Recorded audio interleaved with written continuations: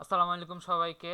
আজকে আমরা দেখবো হলো কিভাবে একটা এভালুয়েটর উইথ এপিআই আমরা কিভাবে হলো এভালুয়েটর রান দিব। ফার্স্ট হচ্ছে আপনি আপনার সিপান অথবা মেইন ডোমেনে রান দিতে চাইলে মেইন ডোমেনে যাবেন।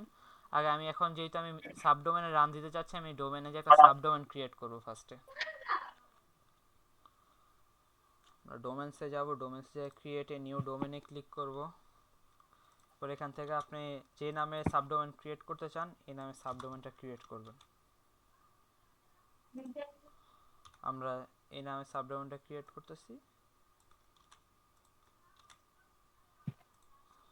আমরা সাবডোমেনটা ক্রিয়েট করলাম।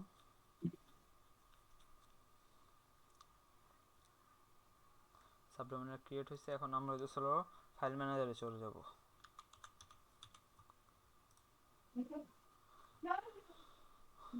ফাইল ম্যানেজারে যাওয়ার পর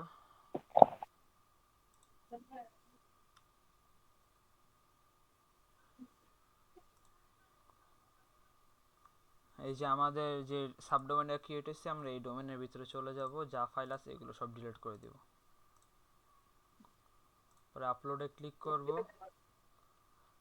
আপনি আপনার যে এভালুয়েটর যে আমাদের থেকে ফাইলটা নেবেন, ফাইলটা নেওয়ার পর আপনি যেখানে ডাউনলোড করে রাখবেন ওই ফাইলে যাবেন, সেই ফোল্ডারে যাবেন। ফোল্ডারে যাওয়ার পর এভাবে আপনারা জিপ ফাইল আকারে পাবেন। জিপ ফাইল আকারে আপনারা এক্সট্রাক্ট করবেন। এক্সট্রাক্ট করার পর এই দুইটা ফাইল পাবেন, একটা হচ্ছে হলো মেন জিপ ফাইল আর একটা হচ্ছে এসকিউএল ফাইল। আগে জিপ ফাইলটা এখানে আপনারা আপলোড করবেন। এটা আপলোড হইতে হইতে আপনারা ডাটাবেস ক্রিয়েট করে আসবেন। এখান থেকে আপনি ডাটা লিখবেন, ডাটাবেস ওয়াজেদ পেয়ে যাবেন। পর এখান থেকে আপনি যে নামে, আমি এভালুয়েটর নামে একটা সাবডোমেন ক্রিয়েট ডাটাবেস ক্রিয়েট করছি, ডাটাবেসের নামটা দিবেন। এখানে আবার দিবেন। আমি ইউজার নেম পাসওয়ার্ড সব এক রাখছি, এই কারণে হচ্ছে আপনার পাসওয়ার্ড আলাদা দিতে চাইলে আলাদাও দিতে পারবেন, এটা আপনাদের ইচ্ছা। নেক্সট ইউজার, এখান থেকে অল পারমিশন দিয়ে নেক্সট স্টেপ করবেন। দেখে আপনার যেহেতু হলো ডাটাবেস ক্রিয়েট হয়ে গেছে, এবার আমরা পিএইচপি মাই অ্যাডমিনে যাব। এখানে আমরা পিএইচপি মাই অ্যাডমিনে চলে যাব।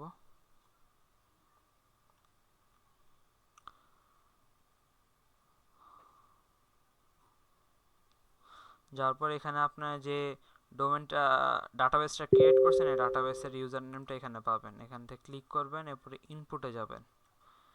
ইনপুটে যাওয়ার পর আপনার এখানে দেখবেন চুজ ফাইল একটা অপশন আছে, চুজ ফাইলে ক্লিক করবেন। পরে যেখানে ফাইলটা রাখা আছে ওখান থেকে এসকিউএল ফাইলটা, এখানে এসকিউএল ফাইলটা আপলোড করবেন। ওপেনে ক্লিক করবেন, এখানে নিচে ইনপুটে একটা ক্লিক করবেন। ফাইল ইম্পোর্ট হয়ে গেছে। এখন আপনারা হলো ইয়াতে চলে যাবেন, আপনার ফাইল দেখবেন আপলোড হয়ে গেছে। যখন সবুজ হয়ে যাবে তখন এইটা কেটে দিবেন, এখানে একটা রিফ্রেশ মারবেন, দেখবেন আপনার জিপ ফাইলটা এসে, জিপ ফাইলটা আপনি এখান থেকে ডাইরেক্ট এক্সট্রাক্ট করবেন। এক্সট্রাক্ট হইতেছে। এক্সট্রাক্ট করার পর আপনার যে জিপ ফাইলটা থাকবে জিপ ফাইলটা এখান থেকে ডাইরেক্টলি ডিলিট করে দিবেন।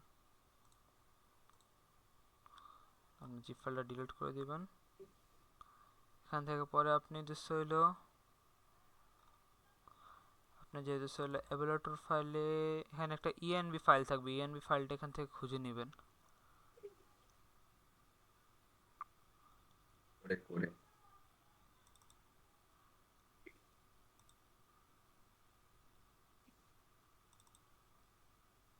সেটিং থেকে শো, এই যে এনবিতে।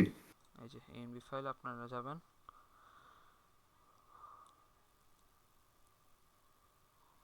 এখান থেকে এই যে আপনার এখানে ডাটাবেসের নাম পাবেন। ডাটাবেস যেহেতু আমি সব কিছু সেম একই রাখছি তাহলে আমি একই দিয়ে দিলাম। এখান থেকে আপনার আপনার ওয়েবসাইটের ইউআরএলটা, এখান থেকে ইউআরএলটা আমি যে মানে আপনি সাবডোমেনে ক্রিয়েট করছি, এখানে আপনার যদি মেন ডোমেনে ক্রিয়েট করেন মেন ডোমেনের নামটা এখানে বসে দিবেন। সেভ চেঞ্জে ক্লিক করবেন, ক্লোজে ক্লিক করবেন।